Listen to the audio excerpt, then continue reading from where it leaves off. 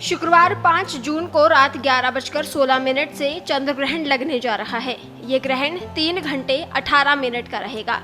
ये इस साल का दूसरा चंद्र ग्रहण है। धार्मिक कथाओं में ऐसी मान्यता है कि ग्रहण राहु और केतु नाम के अशुभ ग्रह के प्रभाव की वजह से होता है।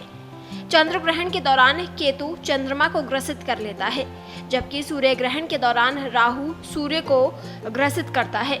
राहु और केतु एक असुर के शरीर के दो हिस्से हैं, जिसे सागर मंथन से प्राप्त अमृत के बंटवारे के समय भगवान विष्णु ने छल करने के कारण अपने चक्र से काट दिया था। सूर्य और चंद्र ने ही भगवान विष्णु को असुर का भेद बता दिया था। ग्रहण में सूर्य और चंद्रमा ये दोनों ही प्रत्यक्ष देवता माने जाते हैं, जो ग्रहण दौरान पीड़ित होते हैं और इनकी किरणें मंद हो जाने से आसुरी शक्तियों का प्रभाव बढ़ जाता है, यानी नकारात्मक ऊर्जा हावी होने लगती है। इसीलिए ग्रहण समाप्त होने के बाद घर में सकारात्मक ऊर्जा के प्रवाह के लिए कुछ नियम और उपाय शास्त्रों में बताए गए हैं। शास्त्रों में बताया गया है कि चंद्र ग्रहण से 9 घंटे पहले से ही सूतक लगना आरंभ हो जाता है। ये सूतक चंद्र ग्रहण के समाप्त होने के साथ ही समाप्त हो जाता है। ग्रहण को लेकर शास्त्रों में कई तरह की मान्यता है। ऐसे में गर्भवती महिलाओं के मन में आज सवाल भी आ रहा होगा कि ये ग्रहण उनके लिए कैसा रहेगा। आइए आपको बताते हैं। ग्रहण के दौरान कई तरह के नियमों के पालन की सलाह दी जाती है। इनमें गर्भवती महिलाओं के लिए कई नियम हैं, जिनमें एक नियम है कि ग्रहण के दौरान उन्हें सुई धागे का काम नहीं करना चाहिए। इन्हें चाकू छुरी का इस्तेमाल करने से भी बचना चाहिए। ऐसी मान्यता है कि इससे होने वाले बच्चे के किसी न किसी अंग पर कट का निशान आ जाता है। किसी भी ग्रहण के दौरान गर्भवती महिलाओं के शरीर पर ग्रहण से छनकर आने वाली रोशनी नहीं पड़नी चाहिए। ऐसी मान्यता है कि इससे बच्चे का शरीर कमजोर हो सकता है। इतना ही नहीं, बच्चा अपंग भी हो सकता है। इसीलिए कहा गया है कि ग्रहण के दौरान गर्भवती महिलाओं को घर के अंदर ही रहना चाहिए। ग्रहण के दौरान गर्भवती महिलाओं को सीधा लेटकर सोना चाहिए। हो सके तो धार्मिक पुस्तकों का पाठ करना चाहिए, ईश्वर का ध्यान करना चाहिए। इससे बच्चे में अच्छे संस्कार आते हैं। लेकिन 5 जून को लगने वाले ग्रहण का प्रभाव गर्भ पर नहीं होगा, क्योंकि ये एक उपछाया ग्रहण है।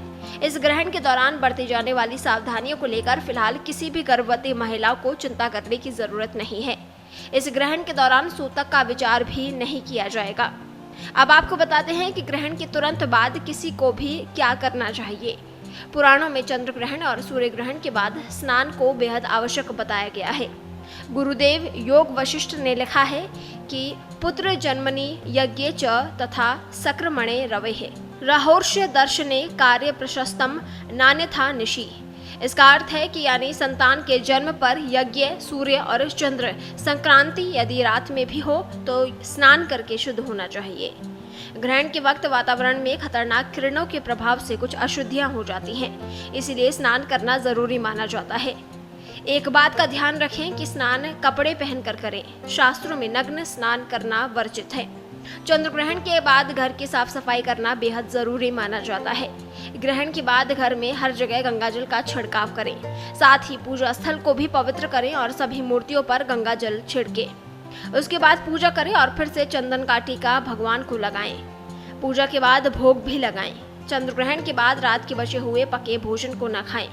आप चाहे तो इसे सुबह पशुओं को खिला सकते हैं। चंद्र ग्रहण के वक्त घी या दूध से बनी चीजों में तुलसी के पत्ते डाल दें। ऐसा करने से उन्हें फेंकना नहीं पड़ेगा। तुलसी में नकारात्मक शक्तियों को अवशोषित करने की क्षमता मानी जाती है। इस कारण ऐसा करना उचित माना जाता है। चंद्र ग्रहण के बाद मंदिर को साफ सुथरा करके यदि आपके घर में भगवान विष्णु और बाल गोपाल की प्रतिमा है तो उन्हें गंगाजल से स्नान करवाएं और वस्त्र दूसरे पहनाएं। उसके बाद विधि विधान से भगवान की पूजा करें और भोग लगाएं। भगवान को भोग लगाने के बाद ही खुद भी अन्न और जल ग्रहण करें। चंद्र ग्रहण के बाद दान का शास्त्रों में विशेष महत्व बताया गया है।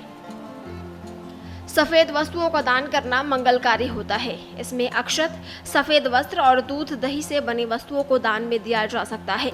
ग्रहण के बाद गुरुजनों, ब्राह्मणों और पुरोहितों और जरूरतमंदों को दान करना चाहिए। ब्यूरो रिपोर्ट, पत्रिका टीवी।